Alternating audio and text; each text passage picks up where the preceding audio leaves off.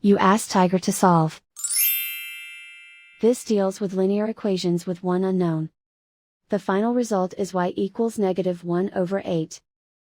Let's solve it step by step.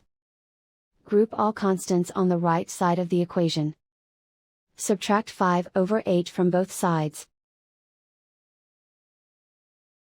Combine the fractions. Combine the numerators. Reduce the zero numerator. Simplify the arithmetic. Find the lowest common denominator.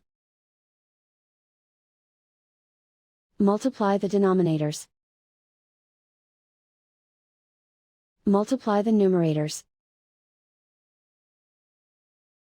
Combine the fractions.